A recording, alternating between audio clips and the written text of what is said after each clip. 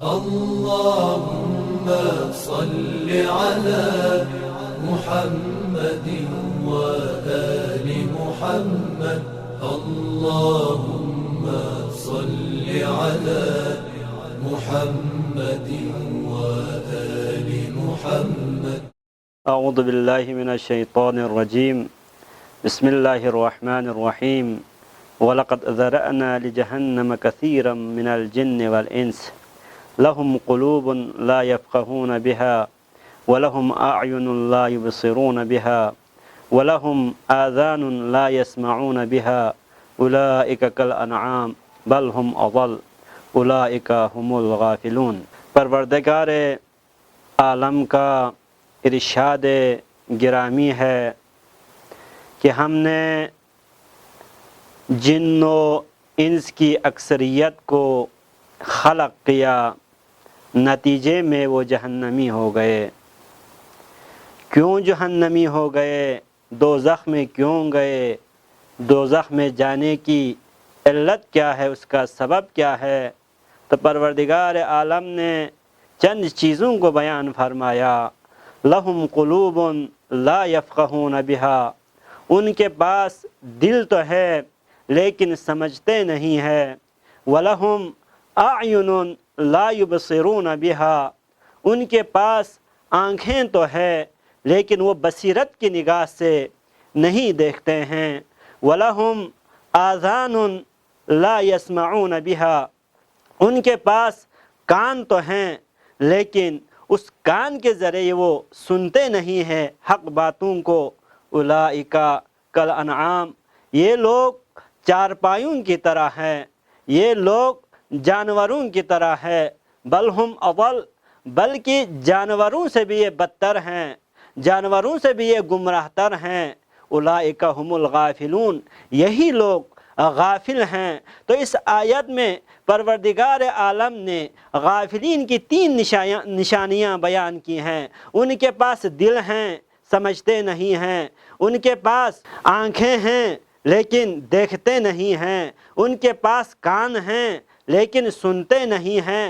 تو ہم نے دیکھنا یہ ہے، یہاں پر جو پروردگار عالم نے غافل کہا ہے، غافل کیوں کہا ہے؟ غفلت کا مطلب کیا ہے؟ غفلت کا معنی کیا ہے؟ غفلت اس کی جو ضد ہے وہ توجہ ہے، وہ تفکر ہیں، وہ تعقل ہیں.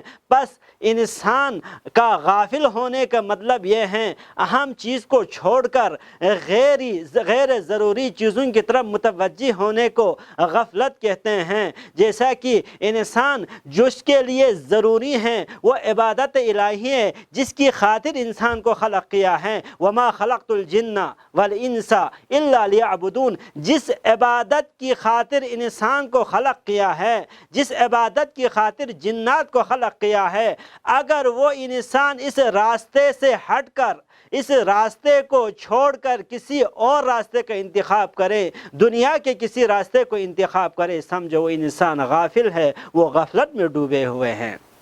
بس غفلت کا مطلب یہ ہے کہ انسان اس دنیا کے اندر اس قدر غرق ہو جانا، اس قدر دنیا میں مشغول ہو جانا، کس دنیا میں مشغول ہونے کی وجہ سے وہ اپنے رب کو بھی بلا دیتا ہے اور آخرت کو بھی بلا دیتا ہے. بس یہاں پر پروردگار عالم نے لوگوں کو، اکثریت کو جہنم میں ڈالنے کا جو کہا گیا ہے اس کا مطلب ہی یہی ہے. جس عبادت کی خاطر ان کو خلق کیا تھا، جس مقصد کے لیے ان کو خلق کیا تھا، وہ مقصد میں کامیاب نہیں ہے بلکہ اس نے اپنے مقصد کو بلا دیا ہے. ان کا ایک مقصد یہ تھا کہ پروردگار عالم کی عبادت کر کے دوبارہ پروردگار عالم کے پاس جا کر خداوند عالم سے انعام و اکرام حاصل کرے.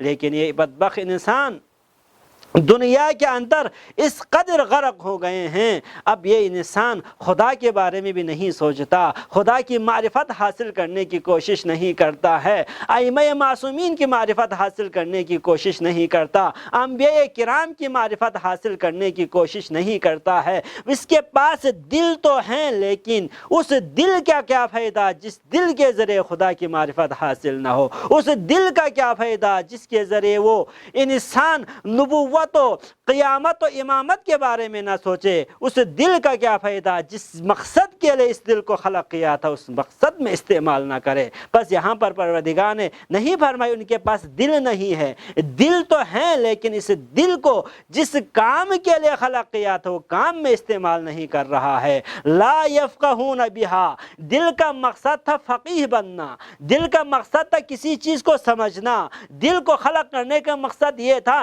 کہ وہ انسان معرفت الہی حاصل کرے، خدا کو سمجھے، رسول کو سمجھے، امام کو سمجھے۔ لیکن اس بدبخت انسان اس دنیا میں اس قدر غرق ہو گئے ہیں، اس نے اپنے دل کو اس طرف لگایا ہی نہیں بلکہ اس نے اپنے دل کو دنیا کی طرف لگا دیا ہے، اور اسی دنیا میں وہ غافل رہے ہیں اور اسی دنیا کے اندر ہی وہ مشغول رہے ہیں، سرگرم رہے ہیں۔ اس وجہ سے اب اس کے ذہن میں نہ خدا کی یاد ہے، نہ رسول کی یاد ہے، نہ آخرت کی یاد ہے، نہ اماموں کی یاد ہے، اسی لیے یہ انسان جانوروں سے بدتر ہوتا جا رہا ہے، اسی لیے انسان گمراہی کی طرف جا رہا ہے۔ بس انسان کے لیے سب سے پہلی بات یہ ہے کہ راہ الہی کی طرف آنے کے لیے غفلت سے نکل جائیں، جیسا کہ رمضان کی دعا میں ہے، پہلی دعا میں ہے وَنَبِّهْنِي فِيهِ عَن نَوْمَةِ الْغَافِلِينَ، پروردگارا مجھے غافلین کی اس غفلت سے بیداری عطا فرما۔